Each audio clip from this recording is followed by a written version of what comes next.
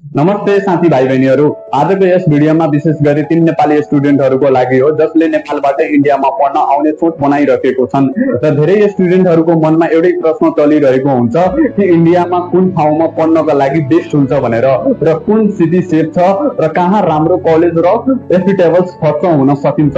यदि तपाईहरूले पनि यही सोचमा तपाईहरूले बस्नु भएको छ भनेर यो भिडियो तपाईहरूको लागि धेरै हेल्पफुल हुन सकिन्छ। सबभन्दा पहिलो इन्डियामा धेरै राम्रो एजुकेसन सिटीहरू छन्, तर स्टुडेन्टहरूले आफ्नै बजेट र कोर्स र इन्भाइरोमेन्ट अनुसार सिटीहरू चुज गर्ने गर्छन्। र यो भिडियोमा हामीले कुरा गर्न गइरहेको छौँ भनेको 5वटा सबभन्दा बढी नेपाली स्टुडेन्टहरूले जाने गर्ने सिटीहरूको बारेमा हामीले कुरा गर्न गइरहेको छौँ। सबभन्दा पहिलो हामीले कुरा गर्न गइरहेको छौँ भनेको इन्डियाको देहरादुन उत्तराखण्डको बारेमा हामीले कुरा गर्न गइरहेको छौँ। र नेपाली स्टुडेन्टहरूको लागि देहरादुन धेरै पपुलर सिटी पनि रहेको छ र यहाँ हामीहरूको UPSC university, graphic university, DIT university, Uttaranchal university र देवभूमि उत्तराखण्ड युनिभर्सिटी पनि जस्तै राम्रो कलेजहरू पनि रहेको छ। यहाँको इन्भाइरोमेन्ट धेरै पिसफुल छ र यहाँको वेदर राम्रो छ र नेपाली स्टुडेन्ट धेरै भएकाले एडजस्ट हुन सजिलो हुने गर्छ। र यहाँ हामीहरूको पढाइ हुने हामीहरूको इन्जिनियरिङ छ र मेकानिकल इन्जिनियरिङ छ, सिभिल इन्जिनियरिङ छ र म्यानेजमेन्ट पनि पढाइ हुने गर्छ र फार्मेसी पनि पढाइ हुने गर्छ र यहाँ हामीहरूको होटेल म्यानेजमेन्ट पनि पढाइ हुन्छ। जस्तै कोर्सहरूको लागि देहरादुन धेरै राम्रो मानिएका छन्। अर्को सिटीको नाम रहेको छ हामीहरूको बेङ्गलोर।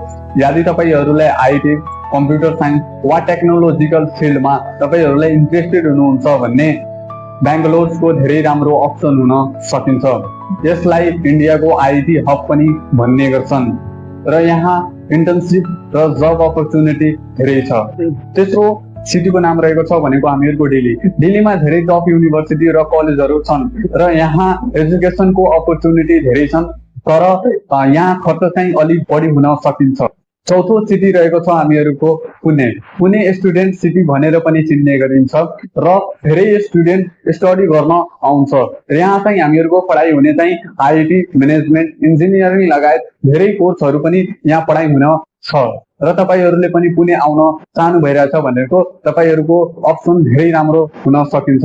यहाँ हामीहरूको इन्जिनियरिङ टाइपमा हामीहरूको electrical engineering, mechanical engineering, civil engineering र software engineering, computer science engineering हरेक प्रकारको तपाईहरूको यहाँ पढाइ हुने गर्छन् र यहाँको इन्भाइरोमेन्टहरू पनि पेसफुल रहेको छन् र धेरै इन्भाइरोमेन्टहरू राम्रोहरू रहेको छन् यहाँको। र तपाईहरूले यहाँ आउँदै हुनुहुन्छ भनेर तपाईहरूले पनि यहाँ जान र सक्नुहुन्छ। सिटीको नाम रहेको छ हामीहरूको चण्डीगढ। चण्डीगढ क्लिनिङ र सेफ सिटी पनि मानिने गरिन्छ हामीले र त्यहाँको एजुकेसन सिस्टम पनि राम्रो रहेको छ र लिभिङ इन्भाइरोमेन्ट पिसफुल रहेको छ र त्यहाँ पनि हामीहरूको आइटी, इन्जिनियरिङ, मेकानिकल, फार्मेसी र एग्रिकल्चरहरू पढाइ जस्तै राम्रो पढाइ हुने गरिन्छ। त्यहाँ पनि तपाईहरूले पनि त्यहाँ पनि जान खोज्नु भइरहेछ भनेर त्यो पनि तपाईहरूको राम्रो अप्सन हुन सकिन्छ।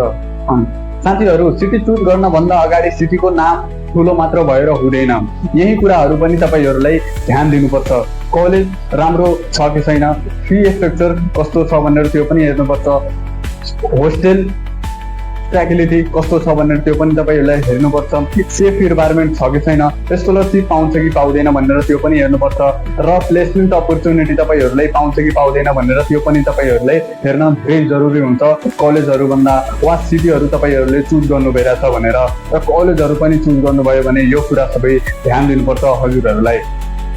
धेरै नेपाली स्टुडेन्टहरूले पनि स्कलरसिपमा इन्डियामा पढ्न आउँछ। जस्तै कसैको राम्रो मार्क आयो भने त्यसले पनि स्कलरसिप दिने गर्छन् वा तपाईहरूको इन्ट्रान्स एक्जाम लिएर पनि स्कलरसिप दिने गर्छन् वा तपाईहरूको स्कलरसिपमा तपाईहरूले बारेमा केही पनि थाहा छैन भनेर त्यो कलेजमा तपाईहरूले एडमिसन गराउन जानु भइरहेछ भनेर त्यो कलेजको बारेमा स्कलरसिप दिन्छ कि दिँदैन भनेर त्यो पनि तपाईहरूले कुरा गर्नुपर्छ हजुरहरूसँग आफूसँगै र त्यहाँको टिचरहरूसँग पनि कुरा गर्नुपर्छ कि तपाईहरूलाई कति स्कलरसिप पाउँछ र कति स्कलरसिप पाउँदैन भनेर त्यो पनि तपाईहरूले पुरै डिटेलिङमा तपाईहरूले त्यहाँ कुरा गर्नु होला। नत्र पछि तपाईँले गएर त्यो स्कलरसिप पनि काटिदिन्छ भनेर त्यो स्कलरसिपको बारेमा तपाईँहरूले प्रोपर तपाईहरूले कुरा। इन्डियामा तपाईँहरूले फर्स्ट टाइम तपाईँहरूले पढ्न जानुहुन्छ भनेर सुरुमा तपाईँहरूले अलिअलि डर पनि लाग्ने गर्छ, जस्तै तपाईँहरूको 1-2 महिना बित्दै जान्छ भनेर तपाईँहरूको फ्रेन्ड पनि बन्ने गर्छ र त्यहाँको भाषा पनि चेन्ज हुने गर्छन् र तपाईँहरूको इन्भाइरोमेन्टहरू पनि चेन्ज हुने गर्छन् र तपाईँहरूले तपाईँको 4 वर्ष वा तपाईँहरूको 3 वर्षको कोर्स रहेको छ र तपाईँहरू त्यहाँबाट पढेर आउनुभयो भने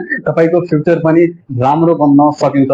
अन्तमा म यति भन्न चाहन्छु भनेर कुनै पनि कलेज तपाईँहरूले चुज गर्नु भइरहेछ भनेर हतारमा चुज नगर्नुहोस्। धेरै कलेजहरूको बारेमा तपाईँहरूले रिसर्च गर्नुहोस् र सिनियरहरूसँग तपाईँहरूले कुरा गर्नुहोस् कि कस्तो कलेज थियो र कुन कलेज राम्रो हुन सकिन्छ भनेर, त्यो पनि तपाईँहरूले कुरा ध्यान दिनुपर्छ।